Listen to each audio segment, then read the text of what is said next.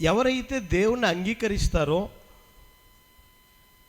వారందరికీ, అనగా తన నామమందు విశ్వాసం ఉంచిన వారందరికీ దేవుని పిల్లలగుటకు ఆయన ఏమనుగ్రహించారంట? అధికారము అనుగ్రహించాడు. అధికారము, అథారిటీ, దేవుని పిల్లలయ్యే అధికారాన్ని దేవుడిచ్చాడు. God's children. మనం చూస్తున్నాం, ఎవరైతే దేవుని నామాన్ని విశ్వసిస్తారో, దేవుణ్ణి యాక్సెప్ట్ చేస్తారో, అంగీకరిస్తారో వారందరికీ దేవుడు ఏమి ఇచ్చాడంట? తన పిల్లలు, ఆయన పిల్లలు అనే అధికారాన్ని దేవుడిచ్చాడంట. ఉదాహరణకు మనం చూస్తే, పిల్లలు తల్లిదండ్రుల నుండి వారు ఏదైనా పొందుకోవడానికి వారికి ఏముందంట? అధికారం ఉంది. ఇంట్లో చూడండి, పనివారికి ఉన్న అంత పనివారికి మనం చూస్తే పిల్లలకి వ్యత్యాసం ఉంటుంది. పనివారు ఏమైనా కావాలంటే యజమాని అడిగి ఒకవేళ ఇస్తే తీసుకోవాలి, లేకపోతే సైలెంట్గా ఊరుకోవాలి. అదే పిల్లలు, వాళ్ళకి అధికారం ఉంది, చక్కగా అడిగి తీసుకుంటారు, అడగకపోయినా సరే వాళ్ళు తీసుకుంటారు. ఎందుకు? వాళ్ళ తల్లిదండ్రుల హక్కు వాళ్ళకు ఉంది. దేవుణ్ణి కూడా ఎవరైతే అంగీకరిస్తారో, అంగీకరించట్లో చాలా మనకు వ్యత్యాసం కనబడుతుంది. హృదయపూర్వకంగా అంటే విశ్వాసపూర్వకంగా ఎవరైతే యాక్సెప్ట్ చేస్తారో వారికి దేవుడు ఏమి ఇచ్చాడంట? తన పిల్లలయ్యే అధికారాన్ని దేవుడు ఇచ్చాడు. ఈ అధికారాన్ని మనం చూస్తే ప్రియులరా, అనాది కాలంలోనే దేవుడు ఇచ్చినట్లుగా మనం చూస్తూ ఉన్నాం. పాత నిబంధన గ్రంథంలో మనకు తెలుసు, మోషే ఇశ్రాయేలు ప్రజలందరినీ బానిస బ్రతుకుల్లో ఉన్నప్పుడు వారిని దేవుడు వాగ్దానం చేశాడు. ఎక్కడికి తీసుకెళ్తానని? కానానుకు తీసుకువెళ్తానని. ఆ వాగ్దానం చేసినప్పుడు, నేను ఇస్తానన్న స్వాస్థ్యం మీకు ఇస్తాను, మీరు రండి అని. దానికి ముందు మనం చూస్తే ఫరో దానికి అంగీకరించడు. ఫరో చాలా ఆటంకాలు చెప్తాడు. దేవుడు అద్భుతంగా 10 తెగులను చూపించి ఆఖరికి ఒప్పుకునేలా చేస్తాడు. ఏమండి, మనం ఆలోచన చేస్తే అందులో మనం చూస్తే మొట్టమొదటిగా మోషే చేతిలో ఏముండేదంట? కర్ర ఉండేది. ఆ కర్రను ఫరో ముందు, ఆ మంత్రజ్ఞుల ముందు, అందరి ముందు పడివేస్తే ఆ ఫరో కర్ర ఏమవుతుంది? పాము అవుతుంది. అప్పుడు మోషే కాదు, ఇదిగో ఫరో దగ్గర ఉన్న మంత్రజ్ఞులు లేదా చాలా తెలివైన వారు కూడా ఏం చేస్తారంటే, మేము కూడా చేయగలం, మీరే కాదు మాకు కూడా తెలుసు మంత్రాలని వారి దగ్గర 2 కర్రలు పడేస్తారు. పడేసినప్పుడు అవి కూడా పాములు అవుతాయి. కానీ ఇప్పుడు ఈ ఫరో మనం చూస్తే మోషే కర్ర ఏదైతే ఉందో ఆ పాము మిగతా 2 పాములు ఏం చేస్తుంది? మింగేస్తుంది. చూడండి, సాధారణంగా పాము ఈ సైజులో ఉందనుకోండి, ఇప్పుడు మింగివేసినప్పుడు అదే సైజులో ఉన్న పాము మింగేస్తే ఇప్పుడు ఎంత అవుతుంది? ఇది ఎంత లావు అవుతుంది కదా, అంటే సైజు పెరుగుతుంది. ఇప్పుడు చాలా లావు అయింది. ఇప్పుడు దాన్ని మోషే ఎక్కడ పట్టుకున్నాడంట? తోక దగ్గర పట్టుకున్నాడు. ఏమండి, పట్టుకుంటే అది మళ్ళీ ఏమైంది? కర్ర అయిపోయింది. సాధారణంగా పాములు పట్టుకునేటప్పుడు తోక దగ్గర పట్టుకుంటే అది బుర్ర దగ్గర నుంచి వెనక్కి తిరిగి ఏం చేస్తుంది? కాటు వేసేస్తుంది. ఎప్పుడైనా పట్టుకున్నారా? బాగా చెప్తున్నా కరెక్ట్గా. పాములు మనకు తెలుసు, పాము అంటే భయం, పట్టుకోవడం. దాన్ని సాధారణంగా తల దగ్గర పట్టుకుంటారు. డిస్కవరీ ఛానల్లో చూస్తూ ఉంటాం కదా, ఆ తల దగ్గర పట్టుకుంటే అది ఇంకేం చేయలేదు, గట్టిగా పట్టుకుంటారు, అది పట్టుకుంటారు. అయితే తోక దగ్గర పట్టుకున్నారు, అది మరలా పాముగా అది కర్రగా అయిపోయింది. ఇప్పుడు చూస్తున్నాం, ఇంతకు ముందు అది సన్నంగానే ఉంది కానీ ఇప్పుడు లావుగా ఉంది. అంటే దానికి ఏమైందంటే సైజు పెరిగింది. ఏమండి, ఆ కర్ర దేనికి సాదృశ్యంగా ఉందంటే అధికారానికి సాదృశ్యంగా ఉంది. ముందున్న అధికారం కంటే ఇప్పుడు ఎంత ఎట్లయింది? ఎన్ని రెట్లు ఎక్కువైంది? 3 రెట్లు ఎక్కువైంది. ఇప్పుడు వాళ్ళ దగ్గర ఇంకా ఏమైనా ఉన్నాయా కర్రలు, పాములు కానీ? ఏమీ లేవు. ఎవరి చేతిలో ఉంది? మోషే దగ్గర ఉంది. చూడండి, ఇప్పుడు వారి దగ్గర ఉన్న ఏమీ లేవు, వాటిని కూడా మింగివేసింది. మోషే అధికారం ఏమైందంటే పెరిగింది. హల్లెలూయా. పిల్లరా, వాక్యాన్ని జాగ్రత్తగా ఆలోచన చేస్తే దేవుడు నీకు తన పిల్లలయ్యే అధికారం ఇచ్చాడంటే నీకున్న అధికారాన్ని 3 రెట్లు ఎక్కువ చేసినట్లు. హల్లెలూయా. కాబట్టి నీ అధికారాన్ని, దేవుని యొద్ద ఉన్న అధికారాన్ని తను హృదయపూర్వకంగా విశ్వాసం ఉంచినప్పుడు నీ అధికారం ఇవ్వాలంటే దినదినము రెట్టింపు అవ్వాలి. ఆ అనుభవంలోకి మనం ఉండాలి. ఆ సత్యాన్ని మనం తెలుసుకోవాలి. మనం గుర్తించుకోవాల్సింది ఏంటంటే ఆ వానికి ఇప్పుడు ఏం లేదంటే, లేదా అపవాదికి, శత్రువుకి వాని దగ్గర ఏమీ అధికారం లేదు. ఆ అధికారాన్ని దేవుడు మనకు అనుగ్రహించాడు. హల్లెలూయా. తన్ను ఎందరు అంగీకరించిరో, ఆ మాటలో అంత డీప్ మీనింగ్ ఉందన్నమాట. తన నామందు విశ్వాసం ఉంచిన వారికి తన పిల్లలగుటకు అధికారాన్ని దేవుడు అనుగ్రహించెను. కాబట్టి వానికి ఏమాత్రం కూడా అధికారం లేదు. మత్తయి సువార్త 28వ అధ్యాయం 18వ వచనంలో మనం చూస్తే శిష్యులతో దేవుడు వాగ్దానం చేస్తూ ఉంటాడు. 28:18 చదవండి. పరలోకమందును భూమి మీదను నాకు సర్వాధికారం ఇయ్యబడి ఉన్నది. చాలండి. మనం చూస్తే పరలోకమందును భూమి మీదను సమస్త అధికారము, సర్వాధికారము ఇయ్యబడి ఉన్నది. దేవునికి సర్వ అధికారాన్ని ఆయన తీసుకుని ఉన్నాడు. మనం చూస్తే యేసుక్రీస్తు ప్రభు భూమి మీదకి వచ్చినప్పుడు ప్రియులరా, సాతాను చాలా శోధించింది. 40 దినాలు ఉపవాసం ఉన్నప్పుడు, ఇదిగో ఈ భూమి చూడు, ఈ రాజ్యం చూడు, ఇదంతా నాకు అప్పగించబడింది, నువ్వు ఎప్పుడైతే నాకు సాష్టాంగ పడతావో ఇవన్నీ నీకు ఇచ్చేస్తారంటాడు. ప్రభు ఏమాత్రం కూడా లొంగరు. ఎందుకంటే దేవునికి వాక్యం తెలుసు, మనుషు కుమారుడిగా వచ్చిన యేసయ్యకు. పిల్లల తర్వాత ఇదిగో నువ్వు చాలా ఆకలితో ఉన్నావు, ఈ రాళ్ళను రొట్టెలుగా మార్చుకుని తినే, లేదా పైనకి తీసుకువెళ్ళి దేవాలయం పైకి ఇక్కడి నుంచి దూకే, నువ్వు దేవుని కుమారుడు కాబట్టి దేవుని దూతలు వచ్చి నిన్ను కాపాడుతాయి. అన్ని శోధించినా సరే దేవుని తెలుసు, నీ ప్రభు అయిన దేవుని శోధింపవలదు అని చెప్పి, మనుషుడు రొట్టె వలన మాత్రం కాదు కానీ దేవుని నోటి నుండి వచ్చే ప్రతి మాట వలన జీవించును. దేవునికి తెలుసు పరలోకమందును భూమి మీదను అధికారం ఎవరికి ఇవ్వబడిందంట? యేసుక్రీస్తుగా ఇవ్వబడింది, లేదా దేవునికి ఇవ్వబడింది. మనం తలస్తూ ఉంటాం చాలా పర్యాయములు, నాకు వస్తున్న శోధనలు బట్టి నేను జయించలేకపోతున్నాను అని. కానీ గుర్తుపెట్టుకోవాల్సిన విషయం ఏంటంటే, నువ్వు ఎప్పుడైతే దేవుని పిల్లలుగా ఉన్నావు అనే విషయం నువ్వు గ్రహిస్తే, దేవుణ్ణి పూర్తిగా నువ్వు అంగీకరిస్తే, నువ్వు ఆ అధికారాన్ని పొందుకుంటావు. పరలోకమందు భూమి మీద కూడా నీకు అధికారం ఇవ్వబడుతుంది. దేవునికి ఏదైతే ఉందో అదే అధికారాన్ని దేవుడు నీకు ఇస్తాడు. ప్రియులారా, అందుకే అంటాడు కింద, కాబట్టి మీరు వెళ్ళి సమస్త జనులను శిష్యులుగా చేయండి. వాళ్ళకు ఒక టాస్క్ ఇస్తున్నాడు శిష్యులకు. ఆ అధికారాన్ని నేను ఇస్తూ ఉన్నాను, శిష్యులుగా మీకు ఇస్తున్నాను, కాబట్టి మీరు వెళ్ళి సమస్త జనులను శిష్యులుగా చేయుడి. గో అండ్ మేక్ డిసైపుల్స్ అంటారు. ఏ ప్రాంతంలో ఉన్నా మీరు భయపడద్దు అని దేవుని సువార్త చెప్పండి. ఎందుకంటే భూమి మీద పరలోకం మీద అధికారం నేను ఇచ్చాను. దేవుడు మనకేమి ఇచ్చాడో తెలుసా? పరలోకపు తాళపు చెవులు, ప్రార్థన అనే అధికారపు తాళపు చెవులు మనకు ఆయన ఇచ్చాడు. దేవునికి స్తోత్రం, హల్లెలూయా. కాబట్టి మనకున్న పరిస్థితులు బట్టి మనం భయపడాల్సిన పని లేదు. ఎఫెసీ రాసిన పత్రిక 1వ అధ్యాయం 21వ వచనం.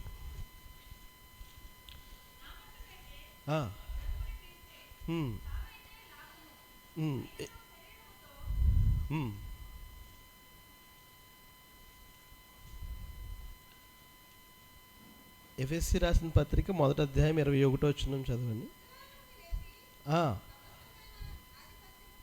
మృతులలో నుండి లేపి సమస్తమైన ఆధిపత్యము కంటేను, అధికారము కంటేను, శక్తి కంటేను, ప్రభుత్వము కంటేను, ఈ యుగమునందు మాత్రమే గాక రాబో యుగమునందున పేరు పొందిన ప్రతి నామము కంటేను ఎంతో హెచ్చుగా పరలోకమందు ఆయనను తన కుడిపార్శ్వమున కూర్చుండబెట్టుకొని ఉన్నాడు.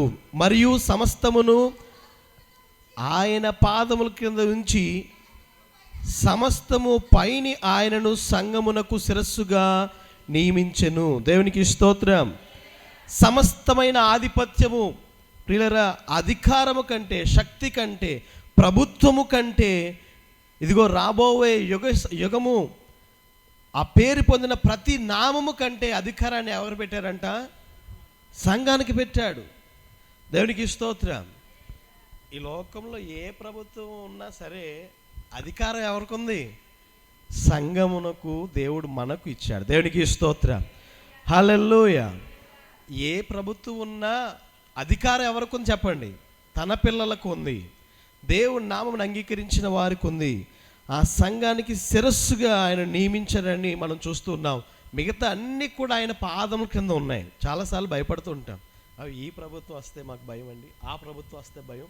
వాళ్ళు ఏం చేసేస్తారు, వీళ్ళు ఏం చేసేస్తారు, వీళ్ళు ఎన్ని హింసలు పెట్టేస్తారు, వాళ్ళు ఎన్ని హింసలు పెట్టేస్తారు, వాళ్ళు హాని కలిగజేస్తారు అని చాలాసార్లు భయపడుతూ ఉంటాం. కానీ వినండి, శ్రేష్టమైన మాట దేవుని వాక్యం తెలియచేస్తోంది. వాటన్నిటినీ ఆయన పాదముల కింద పెట్టాడు. శక్తివంతమైన ప్రభుత్వం కంటే ఈ యుగమునందు మాత్రమే గాక రాబో యుగమందును ప్రతి నామము కంటేను ఎంతో హెచ్చుగా పరలోకమునందు ఆయన తన కుడి పార్శ్వమున కూర్చుని పెట్టి ఉన్నాడు. దేవునికి స్తోత్రం. ఈ సత్యం తెలుసుకుంటే నీవు ఎవ్వరికి భయపడు, దేనికి భయపడవు, ధైర్యంగా నీవు ప్రభువులో ముందుకు కొనసాగుతావు. ఆ అధికారంలో నీవు శూరమైన కార్యములు చేయగలవని ప్రభు పేట మీకు తెలియచేస్తున్నాను. ఎఫెసీ సంఘముతో పౌలు తెలియచేస్తూ ఉన్నాడు. కాబట్టి అపవాదికి ఏమాత్రము కూడా వానికి అధికారం లేదు. తనను అంగీకరించిన ప్రతి వారికి, ఆయన నామందు విశ్వాసం ఉంచిన ప్రతి వారికి దేవుడు మనకు అధికారాన్ని ఇచ్చాడు. దేవునికి స్తోత్రం. హల్లెలూయా. 1 కొరింథీయులకు రాసిన పత్రిక 15వ అధ్యాయం 24వ వచనం చదవండి. 1 కొరింథీయులకు రాసిన పత్రిక 15వ అధ్యాయం 24వ వచనం.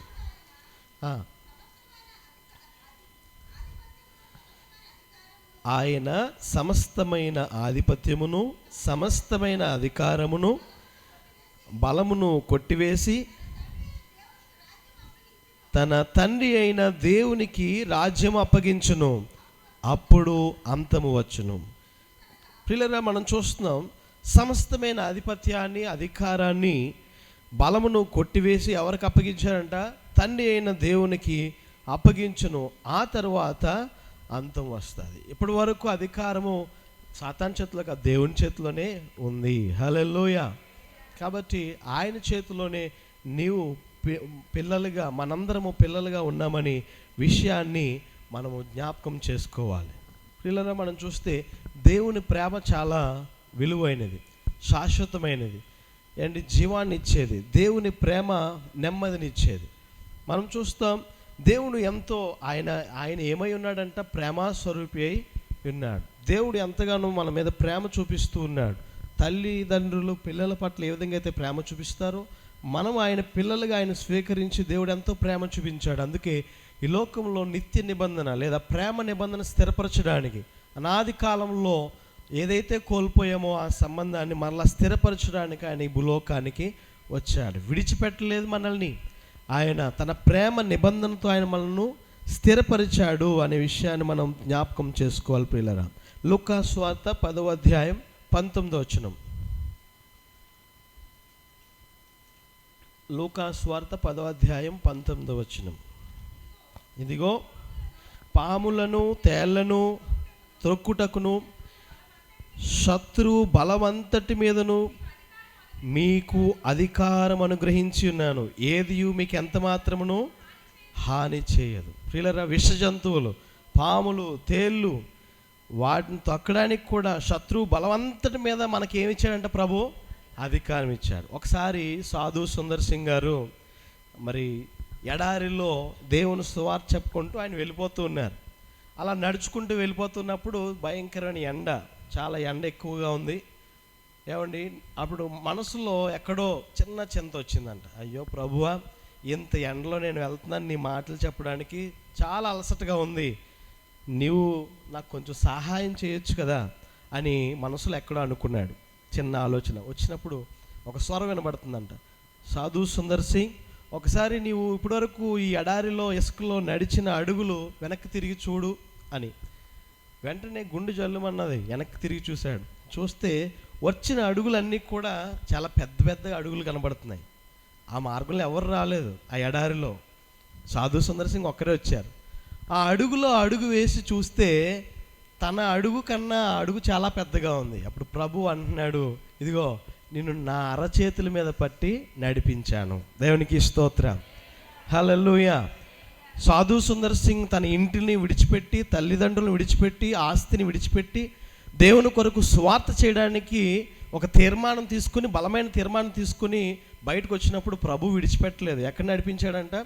అరచేతిలో నడిపించాడు. అదే కాదు, అలాంటి అనుభవం ఇంకోటి కూడా ఎదురైంది ప్రియులారా అతనికి. ఇంకొక పర్యాయము రాత్రి పడుకున్నాడు ఆయన. ఏమండి, పడుకుంటే తల దగ్గర నిద్రలో ఏదో ఒక రాయిగా చేసుకొని పడుకున్నాడు. ఉదయకాలం లేచి చూశాడు, చక్కగా నిద్ర పట్టింది, మంచిగా దర్శనాలు కూడా చూస్తున్నాడు. ఉదయం లేచి చూసిన తర్వాత అబ్బా రాత్రి చాలా మెత్తగా ఉంది, సాఫ్ట్ టెక్ పిల్లోలా ఉంది అని తల దగ్గర చూస్తే పెద్ద పాము ఇలా చుట్టుకొని ఉందంట. రాత్రంతా పాము తలగాడనమాట సాధు సుందర్సి. హల్లెలూయా. చూడండి, విష జంతువు, దాని మీద అధికారాన్ని ప్రభు ఇచ్చాడు. హల్లెలూయా. అవి ఏమాత్రం హాని చేయలేదు. ఇతడు ఎవరి పని మీద వెళ్తున్నాడు? దేవుని పని మీద వెళ్తూ ఉన్నాడు. ప్రియులరా, మనకు తెలుసు కదా దేవుని వాక్యం, దానియేలు సింహాల బోన్లో పడివేసిన సింహాలు ఏమాత్రం హాని చేయలేదు. హల్లెలూయా. దేవుని పక్షంగా ఆయన పిల్లలుగా నీవు ఉండి ఆ అధికారాన్ని నీవు అనుభవించగలిగితే ఏమీ హాని చేయలేవు. మొన్న మా ఊరు వచ్చింది పులి, చాలామందికి తెలుసు, మీ అందరికీ తెలుసు కదా. ఎక్కడో మహారాష్ట్ర నుండి ప్రారంభమైందంట దాని పాదయాత్ర. ఏమండి, రోజుకి 45 కిలోమీటర్ల చొప్పున ప్రయాణం చేసుకుంటూ వచ్చింది. తెలంగాణలో పట్టుకోలేకపోయారు, ఆంధ్ర వచ్చింది, రాజమండ్రి వచ్చింది, అందరికీ తెలిసిపోయింది. ఏమండి, కొంచెం ముందుకు వెళ్ళింది రాయవరం, ఆ ముందు ప్రాంతంలో కుర్మాపురం ప్రాంతంలో పట్టేశారు. ఒక పూరు గుడిసెలో అది అలసిపోయి పడుకున్నప్పుడు అటవీ అధికారులు అప్పటికే పహారా కాసి వారు ఎట్టకేలకు దాన్ని పట్టుకున్నారు. ఏమండి, క్రూరమైన జంతువులు మనం చూస్తున్నాం. ఆ వారం రోజులు మాత్రం ఎవరికి కునుకు లేదు, సరిగా ఎవరికి నిద్ర సరిగా లేదు. ఎక్కడొచ్చేస్తుందని పిల్లలందరికీ సెలవు ఇచ్చేశారు. వాళ్ళకి హ్యాపీ, అమ్మయ్యా మాకు సెలవు వచ్చిందని. మాకు ఇవ్వలేదులేండి, మాకు డ్యూటీలు మామూలే. పులి పిల్లల్ని చంపుతుంది కానీ పెద్దోళ్ళని చంపదు అన్నట్టు మాకు ఇవ్వలేదు. ఆ తర్వాత ఎట్టకెళ్ళి పట్టుకున్నారు. కానీ అందరికి భయం, రాత్రి ఎవరో బయటకు రావద్దని అనౌన్స్మెంట్ ఇచ్చేవారు. 144 సెక్షన్ 144 విధించి బయటకు రావద్దని అనౌన్స్ చేసేవారు. ఏమండి, ఇన్ని మనం చూస్తూ ఉన్న ఒక్క జంతువు అందరినీ కునుకు లేకుండా చేసింది వారం రోజులు. అపవాది గర్జించి సింహం వల్ల ఎవరిని మృంగుదుమా అని తిరుగులాడుతున్నాడు. ఆ భయం చాలామందికి లేదు. పిల్లలు మనం చూస్తూ ఉన్నాం, అపవాది కూడా చాలామందిని మృంగాలని చూస్తూ ఉన్నాడు. ఏమండి, వారి కోరలతో వాని యొక్క ట్రాక్ తప్పించాలని, డీవియేట్ చేయాలని దేవుని మార్గం నుండి. అయితే దేవుని అధికారంతో ఆయన పిల్లలుగా ఉంటే నువ్వు ఎటువంటి విష జంతువు కూడా నిన్ను హాని చేయలేదు. దేవునికి స్తోత్రం. హల్లెలూయా. మరొక మాట చూద్దాం, చూడండి. రోమీయులకు రాసిన పత్రిక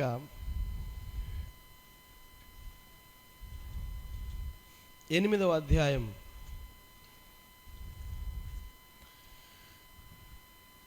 17వ వచనం.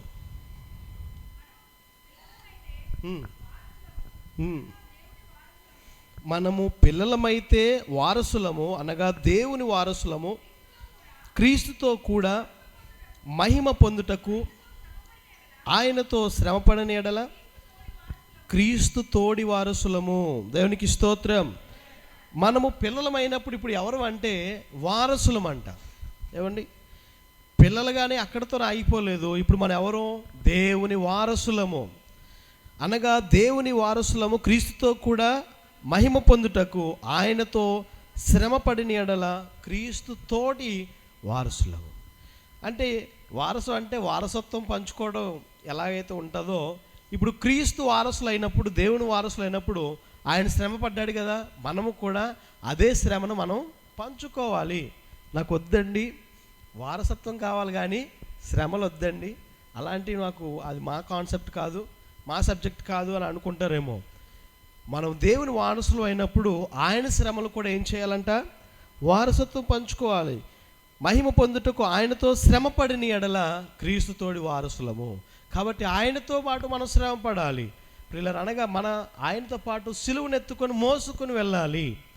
శ్రమలు సాదృశ్యంగా ఉన్నాయి. అప్పుడు మనము క్రీస్తుతోడి వారసులమని దేవుని వాక్యం తెలియచేస్తుంది. దేవుని వారసత్వం పొందుకోవడం అంటే, లేదా దేవుని కొరకు ఏమండి శ్రమ పొందడం. దేవుని మాటలు నీవు చెప్తూ ఉన్నప్పుడు, దేవుని కొరకు నిలబడుతూ ఉన్నప్పుడు ఏమండి కొన్ని నిందలు వస్తూ ఉంటాయి, ఏమండి లేదా అవమానాలు ఎదురవుతూ ఉంటాయి. కొన్నిసార్లు హేళన చేయబడుతూ ఉంటాం, అపహసించబడుతూ ఉంటాం. అప్పుడు గుర్తు చేసుకోవాలి, మనము కూడా క్రీస్తు కొరకు శ్రమ పడుతూ ఉన్నాం. ఆయన మహిమతో మనము కూడా వారసులం కాబట్టి ఆ శ్రమ మాకు అవసరం, ఆ శిక్షణ మాకు అవసరం అనే విషయాన్ని మనం గుర్తు చేసుకోవాలి. ఎప్పుడు మహిమ వస్తుందని లేదా ఎప్పుడు పొగడ్త వస్తుందని, ఎప్పుడు మెప్పు వస్తుందని ఎప్పుడు మనం ఆలోచించకూడదు, ఎప్పుడు ఆశించకూడదు. క్రీస్తుతో ఉన్నవారు, ఆయనతో ప్రయాణం చేసిన వారు శ్రమలు కూడా ఎదుర్కోవాలని దేవుని వాక్యం తెలియచేస్తూ ఉంది. ప్రియులరా, ఎప్పుడు పూలబాటలా ఉంటుందని మనం ఆశించకూడదు. కొన్నిసార్లు ముళ్ళులు కూడా వస్తూ ఉంటాయి. హల్లెలూయా, హల్లెలూయా. మొదటి పేతురు పత్రిక 2వ అధ్యాయం 9వ వచనం. మొదటి పేతురు పత్రిక 2వ అధ్యాయం 9వ వచనం.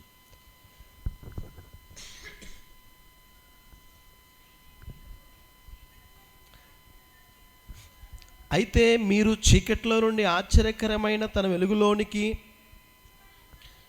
మిమ్మును పిలిచిన వాని గుణాతిశయములను ప్రచురము చేయు నిమిత్తము ఏర్పరచబడిన వంశమును,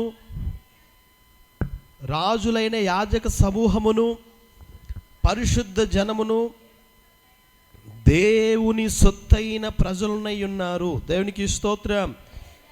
ఇదిగో మీరు ఎక్కడి నుండి పిలువబడ్డారంటే చీకటిలో నుండి పిలువబడ్డారు ఆశ్చర్యకరమైన తన వెలుగులోనికి. అంతేకాదు, చీకటిలో ఉన్న మనల్ని ఆయన పిలిచిన వాడు ఏం చేశాడంట? తన గుణాతిశయాల్ని ప్రచురము చేయి నిమిత్తము దేవుడు